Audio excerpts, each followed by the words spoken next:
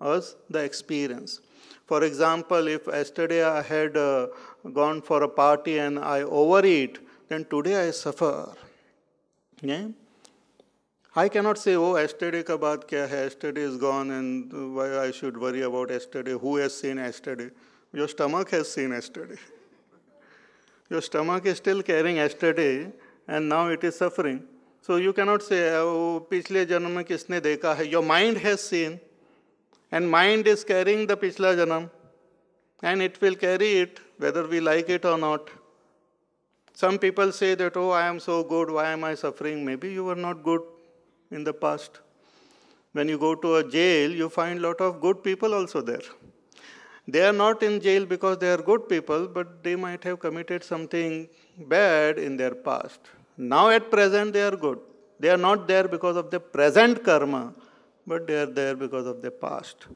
So this is very interesting. This law of karma can be fully understood and acceptable only if we accept the presence of past life and the presence of future life.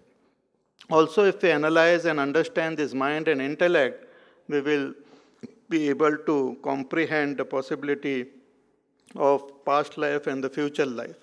And also there are a lot of research and experiences of many little children also who remembers their past. And they have authenticated also. A lot of research is being happening. And there are some children who remember their past. Now if their past they were really there and if their body was totally destroyed, then how come something remain and that remembers? So all this also proves that there is something which exists even after the death of the body. Also there are great yogis even now who come out of their body, their sukshma sharir and enter some other. That is called parakaya pravesh. So all these experiences and also the scriptural text which tells us about it, we understand that there is something which is there apart from this gross body which makes up my personality. That is called the sukshma sharir or the jivatma. Like I had given example of the pot and the water. So this is the water in the pot. And that water passes from one pot to another pot or from one bucket to another bucket. Then one can kick the bucket and go to the other bucket. So jatasya hi dhruvo mrityuhu, but Atma is something subtler than even this subtle body. And that is what we have to recognize. Otherwise, this Jivatma and all, that much knowledge itself is not sufficient. One who only knows till Jivatma, they talk about Pap and Punya, they talk about going to Swarga, they talk about preventing from going to Narak, they talk about the various rituals and all. But one who comprehends the nature of that Atma, they would like to gain that state of enlightenment, in front of which even going to Swarga is nothing, is not a big deal. Later on, Bhagavan will say in the 9th chapter, that one who goes to Swarga also have to come back. Kshine punye martyalokam vishanti. So, tasmad apariharyarthe. So, this is apariharya. Aparihar means inevitable. A person who is born has to die, and one who is dead is born again. Many people say, I don't want to take birth again, I want to die, I don't want to come. But still that person will come, because it is inevitable. As long as that sukshma sharir is there, as long as one's identification with the sukshma sharir is there, one will have to take birth. And this identification breaks when we gain enlightenment. Till that time, there is constant coming and constant going. So there is, it is inevitable. Nobody can prevent it. So tasmad apariharyarthe natvam shochitum arhasi. We might meet the same type of jiva again and again. We might have different type of relationship with different jivas. We might have different types of len-den and all. Lot of complex thing might be there. But One who is born dies, and one who is dead is born again. Only thing, we don't remember our past, and we just take it as a granted, this life, and goes on living. So Bhagavan says that from this standpoint of the jiva also, or the standpoint of the body also, you don't have to grieve, because this is inevitable. It doesn't depend on your grief. Whatever you do, it will happen like that. So tasmad apariharyarthe natvam shochitum arhasi. It doesn't befit you to grieve. So don't grieve. See, here Bhagavan is removing that grief through knowledge. When a person is sad, material cannot remove that sadness. Materials cannot remove that sadness. Suppose somebody is grieving some death in the family and all. You cannot say, okay, I will take you to eat pizza. Cinema देखने ले जाता हूँ. Cinema क्या? I am grieving. The person is dead. No, I will show you some dead movies and all. Because grief cannot be removed by entertainment. Grief cannot be removed by pleasure. Grief cannot be removed by wealth. Grief cannot be removed by anything. One can forget for some time. One can suppress it for some time. But it can be removed only through knowledge. Therefore, here Bhagavan gives that knowledge. Arjuna was grieving for the death of all these people who had not died, but they will die in future. So he was grieving for them in advance. Bhagavan is saying you don't have to grieve because Atma is indestructible. Tasmad apariharyarthe natvam sochitum arhasi.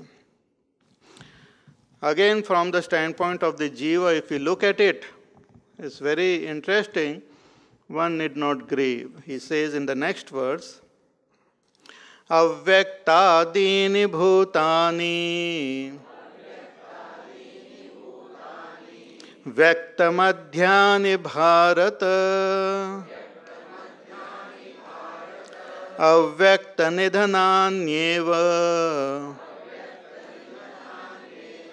Tatra ka paridevana Avyaktādīni bhūtāni Vyaktamadhyāni bhārata.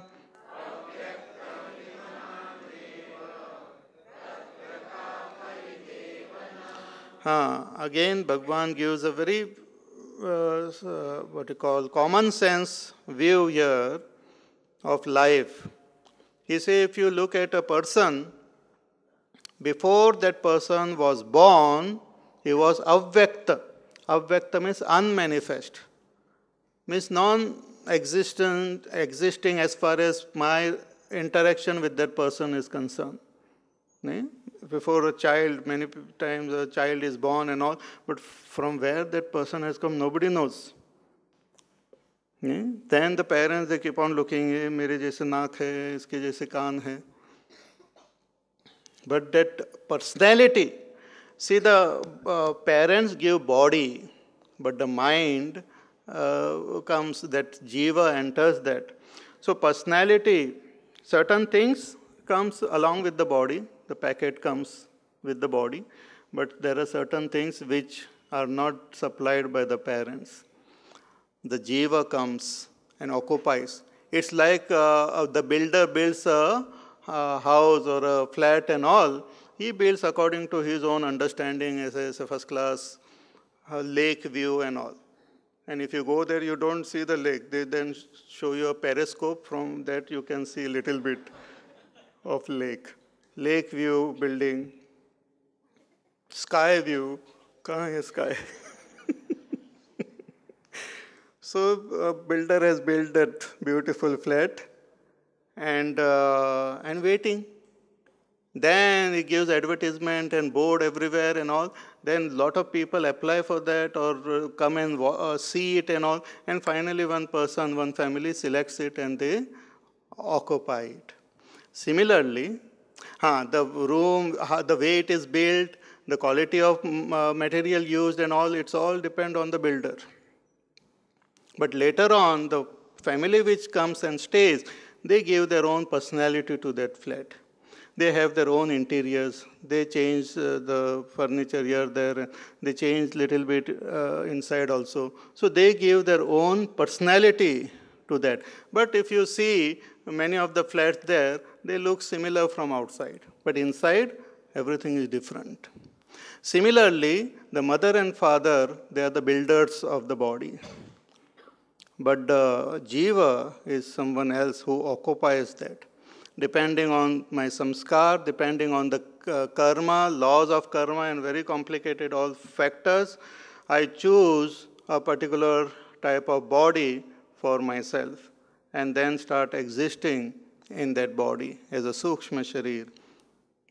So it's a very interesting phenomena. So before the child was born, before that personality was born, where was he? Avvyakta. Avvyakta means unmanifest, not known. God knows from where. Vyaktamadhyani Bharata. For a short period of time, as long as one is alive, one remains Vyakta. The personality is there. We can interact with that person. Great men came, great people came in this world. They brought their own beautiful personality. They had their own speciality.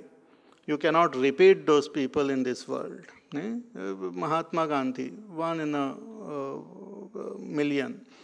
He had his own personality.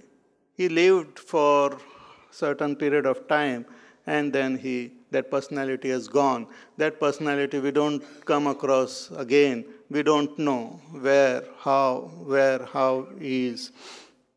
So similarly, Bhagavan says, look at this whole world, all this being as unmanifest in the beginning, manifest for some time, and unmanifest afterwards. Avyakta nidhananneva. After that, they are again unmanifest. So for a short time, they are manifest. And this is the very nature of every being. From a very, very common sense view, that for a short time, one exists and then just departs. In that short time, we create relationship. We create our friendship and enemies, and all those things are created within that short span of time. Like when we are traveling by train especially, we occupy our bogie, our seat, then a lot of other people come, then we get to know them, we share our joys and sorrows, we share our parathas and idli sambar, and then when the time comes, they depart. When their station comes, they just get down along with all their saman. Sometimes by mistake your saman also. So when they get down, you don't go after them, or you don't sit there and have shok sabha for them. You can exchange some phone number or some email and all and contact. That is called performing their special rights, which reaches them. So you take down their details. And many times we take down details and then we forget because we don't even remember whom we met and how and when. It's all temporary. Whole game is temporary.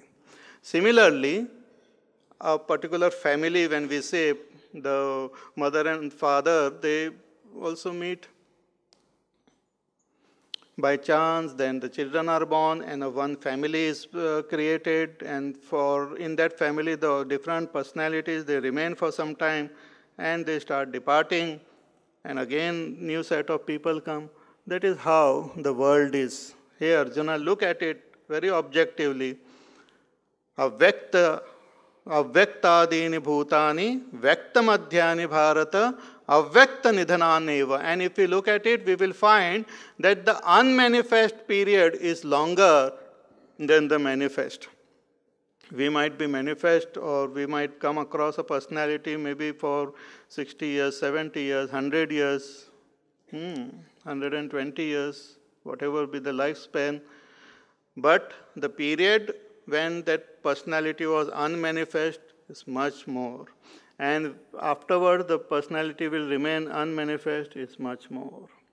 So that is the very nature of this world. So tatra ka paridevanam. So what is there then to grave